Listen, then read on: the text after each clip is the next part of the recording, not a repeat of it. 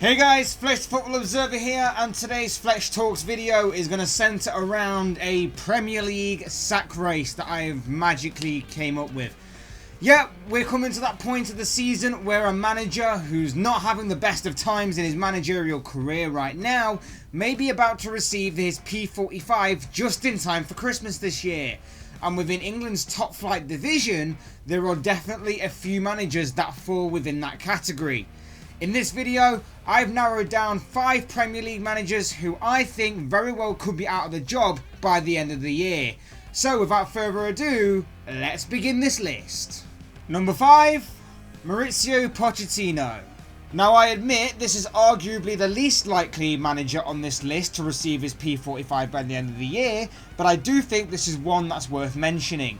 Pochettino and Tottenham have had a very difficult season so far during this campaign. To say they've underachieved so far this season would be a bit of an understatement. Spurs currently lie in 14th with 3 wins, 5 draws and 4 losses from their opening 12 games. The once strong and stable defence that Tottenham had possessed under the Argentine manager is slowly crumbling away, having already conceded 17 goals this season and only managing to keep 1 clean sheet overall. Add that to the fact that they've not won away from home in the Premier League since January against now Championship side Fulham. Pochettino first arrived at Spurs in 2014, and during his time he's established Spurs as a regular member of the Premier League's top 4, as well as developed some bright and young talent, including a crop of English talent with the likes of Harry Kane, Dele Alli and Harry Winks establishing themselves as Tottenham's first team regulars over the course of the past few years. However, whilst his league performances have been to an acceptable standard, with all things considered that is, success elsewhere has always avoided both him and the club. Despite leading Spurs to a couple of FA Cup semi-finals and even last season's Champions League final, they've always came up short when it mattered most, despite on paper having a team bursting and oozing with talent and quality that are more than capable of at least winning something, you'd think. And I guess it hasn't helped, another factor to consider that is, that this Spurs team, as their current era, have peaked at the wrong time. If it weren't for the emergence of Manchester City and the rebuilding of Liverpool over recent years, that both clubs have grown into these 2 of the biggest forces in the Premier League, Spurs may have actually came about more success than they actually have done. However, it now seems that this current project of Spurs under Pochettino is coming to an end. Tottenham's season has been tainted with constant speculation surrounding the happiness of the players and other off-the-pitch issues regarding key players and whether they're looking to move away from the Tottenham Hotspur Stadium, and it seems to have taken its toll on the 47-year-old manager who, when in press conferences or even watching his team from the sidelines, looks very unhappy, doesn't seem himself and is clearly becoming more agitated and annoyed every time he's in the public eye. With his Tottenham side underperforming and many teams now finding ways on how to play against this Spurs side and even get a good result against them, more and more questions are being asked of him and about his future at the club. His current contract ends in 2023, but in my opinion, I think with the way things are going and with other clubs reported to be making big managerial moves within the next year or so, Pochettino may not be Spurs manager for much longer. Number 4. Unai Emery. Will it be good evening and goodbye to Unai Emery at Arsenal? Replacing Arsene Wenger was never going to be an easy task for anyone, and when Emery's name was announced as the Frenchman's successor, it was met by Arsenal fans by the majority with optimism at a fresh start and a change they had been craving for so long. Fast forward 15 months or so later, and just like in the final few years of Wenger's reign, the fan base are already wanting him out the door of the Emirates Stadium. Emery led Arsenal to a 5th place finish last season in a season where 3rd and 4th spots were up for grabs between 4 different teams. At times it looked like neither of the 4 teams wanted it, with all of them dropping points towards the end of the season at crucial points. And as it happened, both Chelsea and Tottenham limped over the finish line to book their places in this season's Champions League, with Arsenal remaining in the Europa League for another season, having missed out by a single point. Speaking of the Europa League, Emery did manage to guide the Gunners to a Europa League final, a competition that he's notoriously won in recent years whilst managing Sevilla, having won it 3 years in a row with the Spanish club. But with the trophy and a possible gateway into the Champions League for this season on the line, Arsenal failed to beat fierce rivals Chelsea in Baku.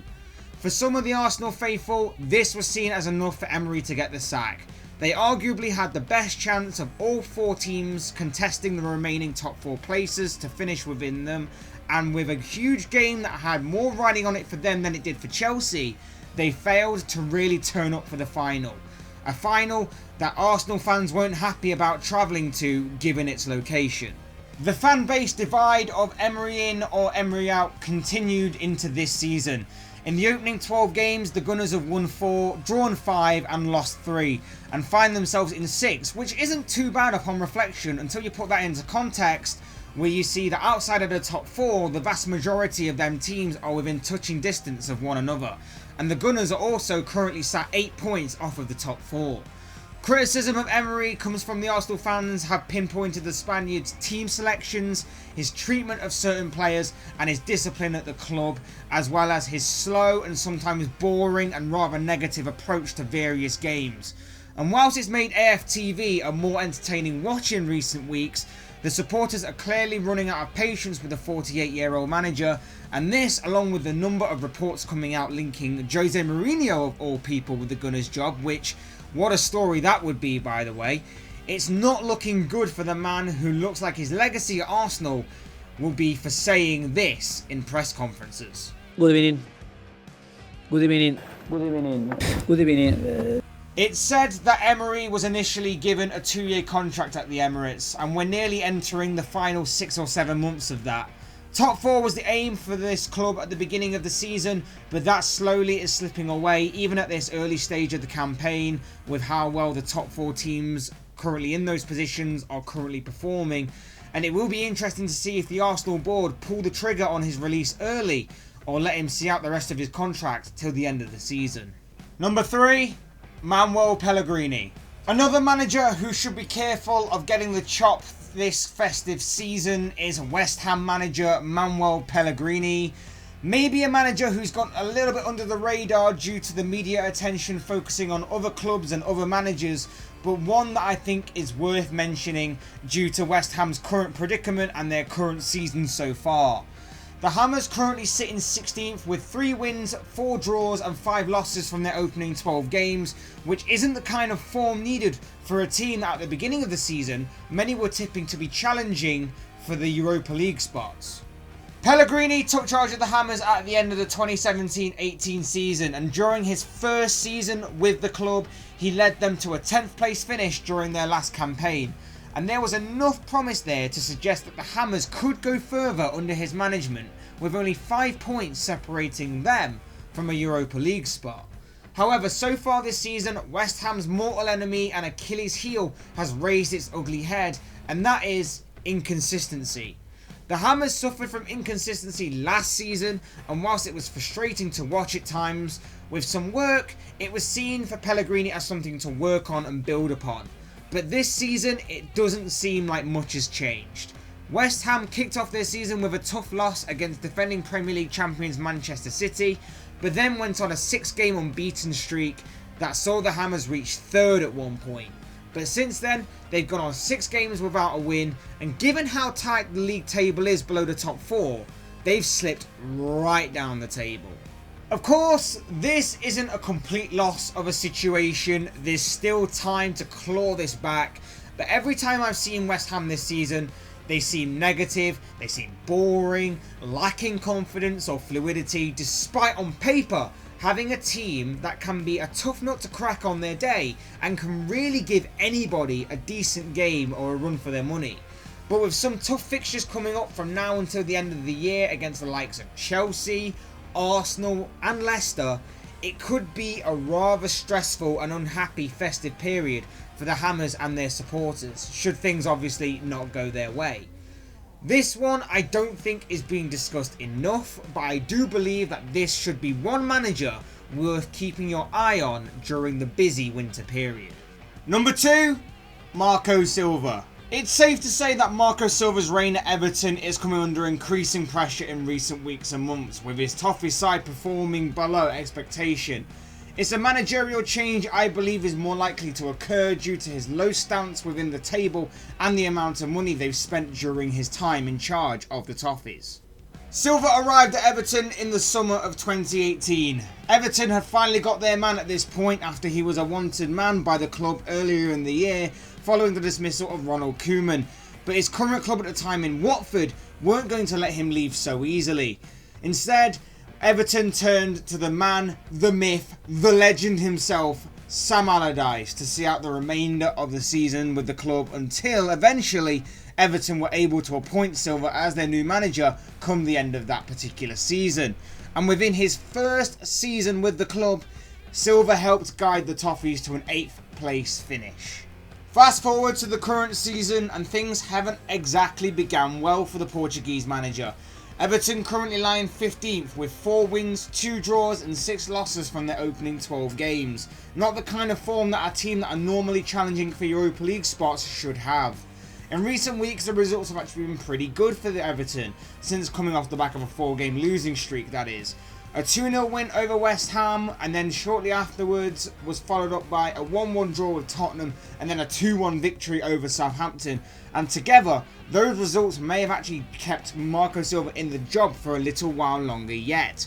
But when you consider that almost 200 million has been spent by this club across his 2 seasons in charge, and the tough set of fixtures that are set to come up in December with Leicester, Chelsea, Manchester United, Arsenal and a Merseyside derby against Liverpool to contend with, it could be a rough festive period for everyone associated with Everton Football Club. And as a whole, I feel his job is in danger more than ever, especially if they don't pick up many points during this tricky period of tough testing fixtures. Number 1, Ralph Hasenhuttl. Yes, number 1 in this list is taken by none other than Southampton's Ralph Hasenhuttl. With the club lying in 19th with 2 wins, 2 draws and 8 losses from their opening 12 games, it's easy to see why, just on its surface, why the board may seriously be considering removing the Austrian from the managerial role. Hasenhuttl took over as Saints manager in December of last year, succeeding the former Southampton manager Mark Hughes, who was dismissed following a similar poor start to the season that saw the Saints occupy the relegation zone at the time.